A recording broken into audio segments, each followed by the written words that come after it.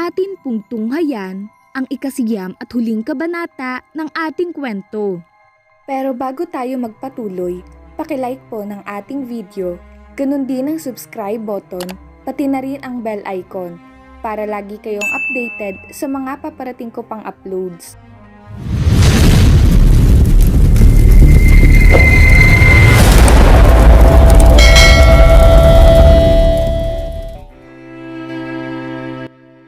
Hindi maunawaan ni Abigail ang nangyayari. Paanong nagkaroon ng baril sina Hunter, Luke, maging ang kakambal niyang si Celine. Wari napansin ng tatlo na naguguluhan si Abigail. Nagkatinginan muna sila bago mag-umpisang magsalita. Abigail, member kami ni Luke ng isang organisasyon, ang Hunter X. Kabilang kami sa Task Apollo na pinamamahalaan ni Violet.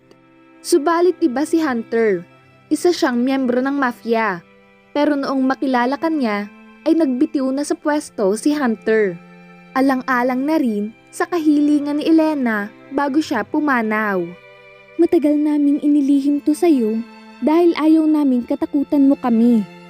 Alang-alang na rin sa kaligtasan nyo, pero ngayong alam mo na wala nang oras pa para magalit ka. Hawak ng kalaban ang mga anak natin. Hindi ito ang tamang panahon para magdramahan tayo dito. Kung gusto mo sumama, ay dalhin mo yung baril na yan. Para sa'yo talaga ang baril na yan.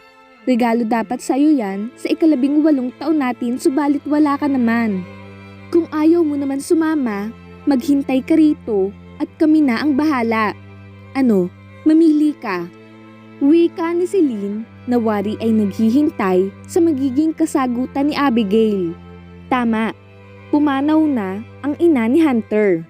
Malala na pala ang sakit nito, kaya ninais na nilang magkaroon ng asawa si Hunter nang sa ganun ay may mag-aalaga rito at may makakasama hanggang sa pagtanda. Sige, sasama ako. Pinal na wika ni Abigail. Lalo pat buhay ng anak niya ang nakasalalay rito. Wala siyang pakialam kung mapahamak man siya. Akala ni Abigail ay sila lang apat ang susugod sa mga dumukot sa anak nila. Subalit nagkakamali siya ng akala. Sapagkat sa likuran ng sasakyan nila ay may higit 20 sasakyang puno ng mga armadong lalaki ang nakasunod sa kanila. Nakakaramdam na ng kaba si Abigail. Makapangyarihang tao ba ang dumukot sa mga anak nila? Ang tanging nagpapalakas sa kalooban niya ay ang isiping mailigtas ang mga anak niya. Huminto ang sasakyan sa isang liblib na lugar na halos hindi na niya alam na nag-e-exist pala. Mula sa kanilang kinatatayuan ay may natatanaw silang tila bahay na medyo may kalayuan pa. Naririto marahil ang anak nila. Nangangati na ang kamay ni Abigail na tapusin ang buhay ng kung sino mang kumuha sa mga anak niya. Nagbigay ng go signal si Hunter. Ang lahat ay kumilos ng may pag-iingat. Akala ni Abigail ay wala na silang kasama, subalit nang lumingon siya ay nakita niya ang mga kasamahan nila na nakasunod sa kanila. Ganun na ba talaga kahasa ang mga ito? Kaya niyabag ng mga ito ay hindi man lang niya naririnig. Nasa likuran lang siya ni na Hunter. Hindi naman siya maaaring umuna sapagkat wala siyang kaalam-alam sa ganitong uri ng labanan. May 10 metro pa ang layo nila sa bahay, subalit tumigil na sila. Marahil ay nag-iingat sila na huwag kaagad matunugan ng mga kalaban. Wala naman maintindihan si Abigail sa mga signal na ibinibigay ni Hunter sa mga kasamahan. Basta ang tanging alam lang niya ay naghiwa-hiwalay na ang mga ito at tanging sila na lang 4 at 3 agent ang natitira. Sigurado ka bang sasama ka pa? Delikado ito, Abigail. Hindi ito basta-basta. Hunter, ngayon pa ba ako aatras? Gusto kong makitang ligtas ang mga anak ko kaya sasama ako kahit anong mangyari. Mapilit na wika ni Abigail. Wala na namang magawa si Hunter. Niyakap ni Hunter si Abigail at hinalikan ng marahan. Kahit anong mangyari, lagi mong tatandaan na mahal kita, Abigail. Wika ni Hunter kay Abigail.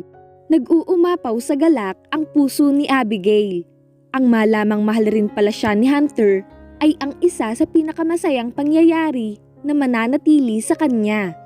Subalit nakaramdam rin siya ng kaba sa hindi malamang dahilan. Bigla-bigla ay bumilis ang tibok ng puso niya. Tila nakakaramdam siya na may hindi magandang mangyayari. Wag naman sana. Pikit matang bulong ni Abigail. Nang makarinig sila ng mga putukan, ay mabilis na kumilos ang mga kasamahan niya. Nag-uumpisa na pala ang labanan. Pinoprotektahan sila ng 3 agent na kasama nila.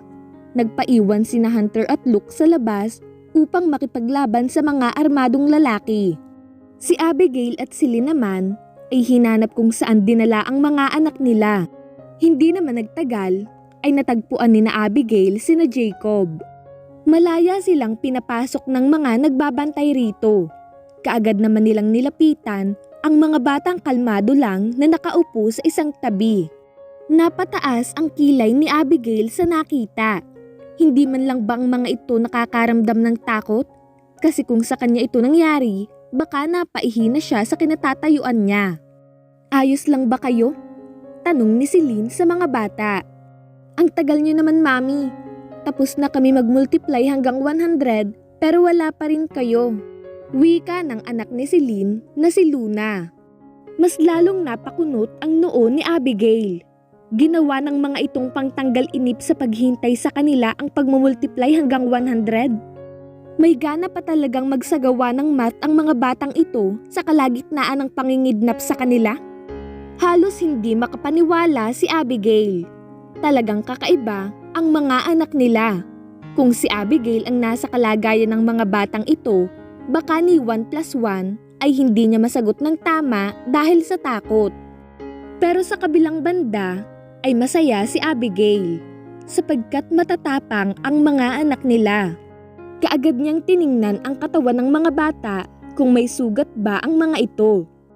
Laking pasasalamat niya nang wala namang nakitang kung anuman na mga pasa o sugat. Well, andito na pala ang mga tagapagligtas ng taon. Napalingon silang lahat sa nagsalita. Veronica? Nagtatakang wika ni Abigail.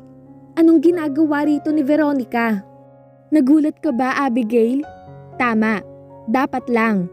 Dahil kulang pa yan sa lahat ng ginawa niyo sa pamilya namin. Naguguluhan naman si Abigail. Ano namang pinagsasasabi ng bruhang to? At ano naman ang kinalaman niya sa pamilya ng baliw na ito? Mukhang walang alam ang kakambal mo si Lynn. Well, let me tell you a story. But first of all, magpapakilala muna ako. Ako si Veronica Ingrid Peterson, anak ng taong pinatay ni Roman, which is ang walang puso niyong ama.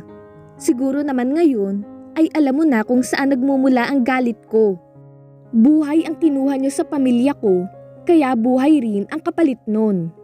Bigla namang sumingit sa usapan nila ang kakambal niyang si Celine. Veronica, graduate ka sa isang prestiyosong paaralan sa Amerika. Pero bakit ka gumraduate ng bobo? Tanga ka ba? O sadyang hindi ka lang makaintindi? Lubog sa utang ang pamilya mo. At si Papa ang tumutulong sa inyo upang makabayad kayo sa iba nyo pang mga pinagkakautangan. Tapos ngayong nagipit kami at walang naipahiram sa pamilya nyo, kami ang sisisihin mo? Mag-isip ka, Veronica. At pwede ba, huwag na huwag mong sasabihing pinatay ni Papa ang papa mo. Hindi inabutan ni Papa ng baril yang papa mo. Hindi ba't hindi na kinaya ng papa mo ang mga problema nyo, kaya niya tinapos ang buhay niya? Kaya bakit ka sa amin galit na galit? Noon pa lang, sinasabi ko na sa'yo to. Pero ni minsan ba'y pinakinggan mo ako? Hindi, diba? Kaya hayan ang nangyari sa'yo. Ikinulong mo ang sarili mo sa maling katotohanang pinaniniwalaan mo. Hindi tayo hahantong sa ganito, Veronica, kung noon pa lang pinagana mo na yung utak mo. Wika ni Celine at lahat sila ay napatahimik. Napaluhod sa sahig si Veronica at lumuluha ron. Sakto namang kararating lang rin ni na Hunter at Luke. Kaagad silang niyakap ng mga ito. Magkayakapan sina Abigail at Hunter Nagtila biglang bumigat si Hunter habang yakap-yakap ni Abigail. Kumalas siya sa pagkakayakap ng hindi niya kayanin ang lalaki. Walang ano-ano'y, bigla itong natumba at napasigaw sa gulat si Abigail. Mula sa katawan ni Hunter ay may umagos na dugo. Hindi naman malaman ni Abigail ang gagawin. Napalingon siya sa kinaroroonan ni Veronica at nakita niyang may hawak itong baril at nangangatal ng mapagtanto kung sino ang tinamaan niya. Kaagad na nagsidatingan ang Task Apollo at agad na inaresto lahat ng tauhan ni Veronica, maging si Veronica. Mabilis na nilapitan ng mga ito si Hunter at dinala sa sasakyan upang isugod sa pinakamalapit na hospital. Sa sasakyan ay hawak-hawak ni Abigail ang mga kamay ni Hunter habang paulit-ulit na nananalangin na sana'y maging ligtas ito. Nang makarating sa ospital, ay mabilis na rumesponde ang mga doktor at kaagad na nagsagawa ng operasyon para rito. Habang nakabantay sa labas ng operating room, ay pauli-uli sa paglalakad si Abigail at hindi mapakali. Wala na siyang nauunawaan sa nangyayari sa paligid niya. Tila ba umiikot na ang kanyang paningin, hanggang sa bigla na lang nagdilim ang kanyang paningin at bigla siyang natumba. Pagmulat ni Abigail ng kanyang mga mata, ay natagpuan niya na lang ang sarili sa isang puting kwarto. Iginala niya ang paningin at nakita niyang nasa kabilang higaan na si Hunter at nakapikit ang mga mata. Tapos na marahil ang operasyon. Nakahinga ng maluwag si Abigail nang mapagtantong ligtas na si Hunter. Sa kabila niya ay ang kakambal na si Celine at nakatingin sa kanya. Marahil ay hinihintay nito ang paggising niya. Nasaan ang mga bata? Tanong ni Abigail kay Celine. Nasa hotel kasama si Luke. Nga pala, natagpuan na sina Diego at Lenny. Nagtatago pala ang mga ito sa Visayas. Sasampahan na sila ng kaso laban sa pang-aabuso sa iyo at pagnanakaw. Uuwi raw sina mama at papa para sa hearing ng kaso. Paano nga pala si papa at Hunter? Hindi ba't galit si Hunter kay papa? Wika ni Abigail na ang tinutukoy ay ang tungkol sa namatay na kapatid ni Hunter. Naipaliwanag na ni Mrs. Esteban kay Hunter ang totoong nangyari bago ito pumanaw. Hindi si papa ang pumatay kay Harley. Kinidnap si Harley ng mga hindi pa kilalang salarin. Nagkataon lang na si papa ang itinurong suspect ng mga bayarang pulis. Nasat up si papa. Hindi laang kaagad maniwala si Hunter dahil sarado pa ang isip nito sa katotohanan. Masyado kasi siyang nasaktan at nauunawaan naman siya ni papa. Napatahimik naman si Abigail. Lahat sila ay nadadala sa maling akala. Napansin niyang gumalaw ang kanang daliri ni Hunter kaya mabilis siyang bumangon sa kinahihigaan at agad na inutusan si Celine na tumawag ng doktor. Mabilis siyang lumapit kay Hunter, subalit bigla itong nagsimulang mangatal ang buong katawan hanggang sa para na itong nangingisay. Natataranta na si Abigail dahil sa tagal ni Celine. Hindi naman niya alam ang gagawin. Palabas na sana siya ng pinto nang biglang mahulog sa kinahihigaan si Hunter. Mabilis siyang bumalik kay Hunter upang alalayan itong makabalik sa higaan. Naluluhan na si Abigail dahil sa takot. Kagagaling lang nito sa operasyon kaya hindi na niya halos alam kung ano ang gagawin. Dahil sa bigat ng katawan ni Hunter ay hindi niya ito maiangat. Mabilis siyang pumunta sa may lamesa upang kuhanin ang cellphone niya at tatawagan na sana niya si Celine nang may biglang magbukas ng pinto. Kaagad niyang ibinaba ang cellphone. Pagkaharap niya ay halos mabuwal siya sa kinatatayuan. Wala na ang nangingisay na si Hunter. At ngayon ay nariritong lahat sa loob ng silid ng ospital ang mga magulang niya, si William Esteban, ang mga anak niya maging si Luna at sina Celine at Luke. May mga dala itong mga lobo at bulaklak at pawang mga nakangiti sa kanya. Hindi alam ni Abigail kung ano ang mararamdaman niya sa pagkakataong iyon. Hinanap ng paningin niya si Hunter, subalit hindi niya ito makita. Hanggang sa maya-maya ay lumabas na si Hunter. Hindi na ito nakasuot ng lab gown ng hospital. Dahan-dahan itong lumapit sa kanya at biglang lumuhod. Wala pa mang ginagawa si Hunter pero nahuhulaan na ni Abigail kung saan ito patungo. Kaya naman, kaagad na nagsimulang maglaglagan ang mga luha niya. Abigail o Jewel Celestine Moretti, alam kong marami na tayong pinagdaanan, lalo na sa mga dinanas mo sa akin. Kung may magagawa lang ako para baguhin yun, ay gagawin ko. Pero sa maniwala ka man o sa hindi, ay ilang taon kong pinagsisihan ang bagay na yun. Siguro nga, tama lang na mapalayo ka sa akin ng mga panahong iyon. Doon ko lang natuklasan, hindi ko pala kayang mabuhay nang wala ka. Tila ba walang saysay ang buhay ko kapag wala ka sa tabi ko. Doon ko napagtanto na ang pagmamahal na nararamdaman ko sa iyo ay hindi ko pa nararamdaman sa kahit na sino man.